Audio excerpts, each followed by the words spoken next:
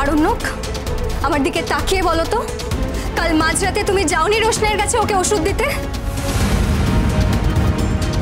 হ্যাঁ গিয়েছিলাম, আমি গিয়েছিলাম, কিন্তু আমার মনে হয় না যে আমি কোনো রকমের অন্যায় করেছি। বরং আমাকে ফলো করতে করতে যারা ওই ঘরে এসে আমার ছবি তুলেছিল তারা অন্যায় করেছে।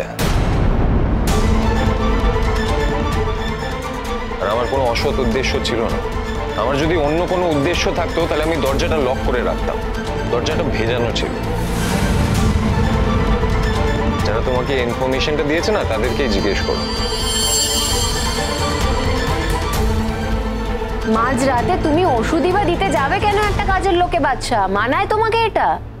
আর ও তো এনজয় করবে, ওর তো এনজয় করারই কথা এইসব। না, আমি এসব এনজয় করি না। তোমাদের হয়তো এটা মনে হয়ে থাকে যে সার্জির মতো এত মানি একজন মানুষ আমার পাশে আছে বলে, আমার খেয়াল রাখে বলে আমি ধন্য হয়ে যাচ্ছি, কিন্তু না, আমি ধন্য হয়ে যাই না। সার্জি যখন কালকে আমার ঘরে ওষুধটা নিয়ে এসেছিলেন তখনও আমি সার্জিকে বারণ করেছিলাম। শেষ পর্যন্ত যখন সার্জি আমাকে ওষুধের দোকানে নিয়ে গেছিলেন আমি তখনও সার্জিকে বারণ করেছিলাম। সার্জি যখন আমাকে চকলেটটা দিচ্ছিলেন আমি তখনও চকলেটটা নিতে চাইনি, কিন্তু উনি আমার কোনো কথাই শুনলেন না। এবার তোমরাই বলো আমি এরপর আর আমি কি করতে পারি? আমি তো কোনোদিনও ওনার কাছে যাইনি, আমি ওনার কাছে কোনোদিনও কিছু চাইও নি। তোমরা তো এতজন আছো এই বাড়িতে, তোমরা কেউ খেয়াল করেছো যে আমি ওনার কাছে গেছি? ছি ছি জাহ্নবী, সামান্য একটা ব্যাপার নিয়ে তুই তুলকালামটা করলি। তুই তুই এসব কথা বলে গরিমার মনটা ভেঙে দিয়েছিস, আমি বুঝতে পারছি। ছোটু, তুমি চুপ করো প্লিজ। জাহ্নবী যেটা করেছে না বেশ করেছে। তুমি সেখানে ছিলে না, আমি ছিলাম, তুমি জানো না তাই। ওই মেয়েটা বাদশাকে দুদিন পর ট্র্যাপে ফেলে আর কিছু করবে না, এর কি গ্যারান্টি আছে? না, আমি একটা কথাই বলতে চাই ম্যাডাম, আপনি তো অনেকদিন বাচ্চাকে চেনেন, ওর কোনো অসৎ উদ্দেশ্য থাকতে পারে না। সেই মানসিকতা নিয়ে আমরা কোনোদিন ওকে মানুষই করিনি। আমার মনে হয় ওর ঘরে গিয়েছিল ওষুধ দিতে, হিউম্যানিটেরিয়ান গ্রাউন্ডে, মানে আর কিছু না। আর যে হাত ধরার কথাটা বলছে, আই এম ডেফিনেট ওই মেয়েটাই আমার ছেলের হাত ধরেছে। এসব মেয়েকে তো আমার ছেলে বুঝতে পারে না, কিন্তু আমি তো খুব ভালো চিনি। আর আমি আমার ছেলেকে চিনি, এইটুকু জানি যে ও গরিমাকে ভালোবেসেছে এবং ভালোবাসে। আর খারাপ মেয়ের পাল্লায় তো কোনোদিন পড়েনি, এই প্রথম পড়লো। ওর তো ধারণা নেই যে ওরা কি করতে পারে।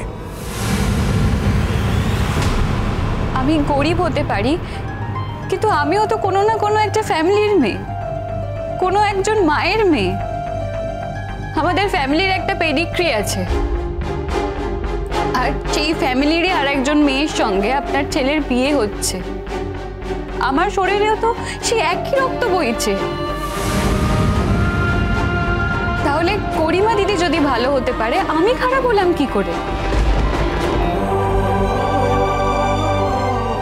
আর আপনারা যেটা বলছেন আমি আপনাদের ছেলের হাত ধরিনি, আমি যাকে আপনাদের এইসব কথা বলে কোনো লাভ নেই। আপনারা কেউ আমার কোনো কথা বিশ্বাস করবেন না।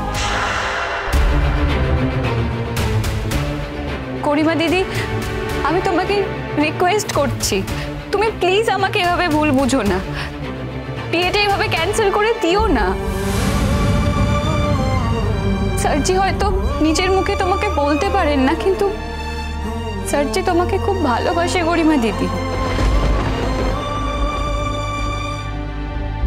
আমার সঙ্গে সার্জির যতবার কথা হয়েছে সার্জি শুধুমাত্র তোমার কথাই বলে গেছে।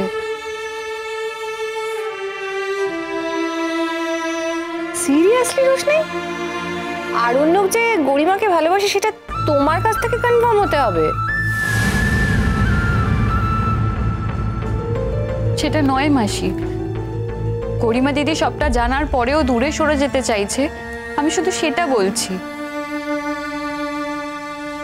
অনেক সময় অভিমানে মানুষ কাছের মানুষকে ভুল বোঝে, কিন্তু আমি দূর থেকে দেখি বলে আমি জানি যে সার্জি গরিমা দিদিকে কতটা ভালোবাসে। এই সবটা জানার পরেও যদি গরিমা দিদি সার্জিকে ছেড়ে চলে যায়, আর এই সবটার কারণ যদি আমি হয়ে থাকি, তাহলে তো আমি মরে গেলেও নিজেকে ক্ষমা করতে পারবো না। ব্যাস, অনেক ড্রামা করেছো তুমি, ড্রামা কুইন। অনেক নাটক জানো তুমি, আর একটাও কথা বলবে না। গরিমা দিদি, তুমি আমাকে যা শাস্তি দেবে আমি মাথা পেতে নেব। তুমি যদি আমাকে বলো এক্ষুনি এখান থেকে চলে যেতে, আমি এক্ষুনি এখান থেকে চলে যাব। কিন্তু তুমি এভাবে সার্জিকে ভুল বুঝো না গরিমা দিদি। বিয়েটা প্লিজ তুমি এভাবে ভেঙে দিও না। আমি কোনো শর্তে কাউকে বিয়ে করতে চাই না।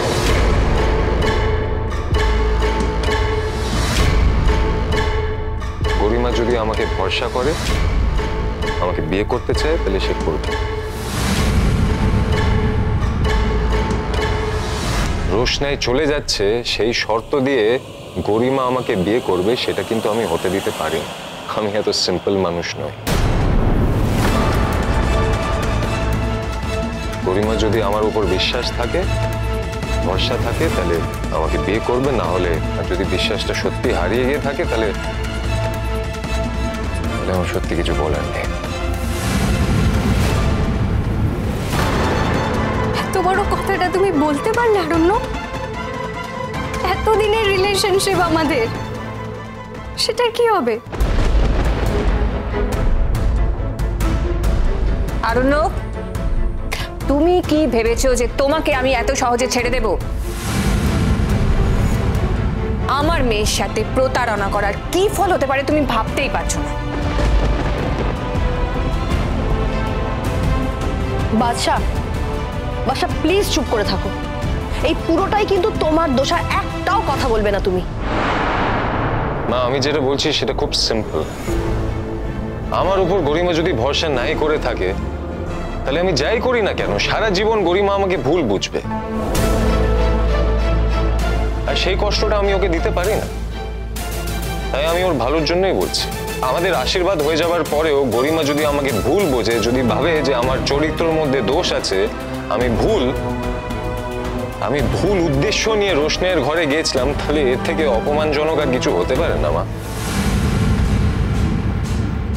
আর এই অপমান যে আমি অ্যাকসেপ্ট করব, তার কি মানে আছে? নিজের আচরণ ঠিক কর বাচ্চা। তোর সম্পর্কেই কেন এইসব কথা ওঠে রে? কই, আমাদের কারো সম্পর্কে তো ওঠে না। তুই সব মানুষকে এক চোখে দেখিস না রে। সবার পার্সপেক্টিভ আলাদা হয়। আমরা সবাইকে সমান চোখে দেখি না। তুই যেভাবে মানুষকে দেখিস, আমি সেভাবে মানুষকে দেখি না। We are very different people. I hope you understand that. আর তোর সঙ্গে যে আমার মিল হবে তার তো কোনো মানে নেই। আর তুই বা কি করিস? তুই তো অনেক কিছু করিস না। তোর জন্য জেঠুমনি এই বয়সেও তো অনেক কিছু করে যায়, অনেক পরিশ্রম করে যাচ্ছে। তুই এত টাকা রোজগার করিস, তাও তো কোনোদিন জেঠুমনির পাশে দাঁড়াস না। কোনোদিন দাঁড়িয়েছিস? তুই শুধু আমার মা আর আমার বাবা পাশে দাঁড়াস, কারণ তুই জানিস যে তাতে লাভ আছে। তুই সবসময় শুধু নিজের ব্যাপারে আর মেম সাহেবের ব্যাপারে ভাবিস। You know what, you are shellfish.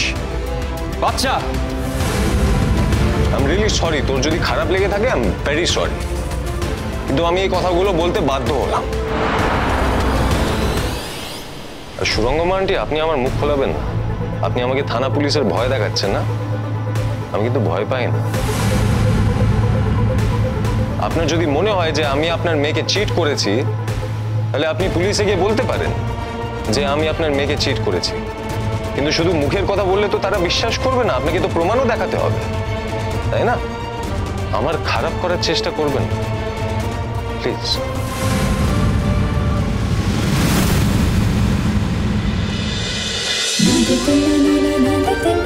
Roshnai.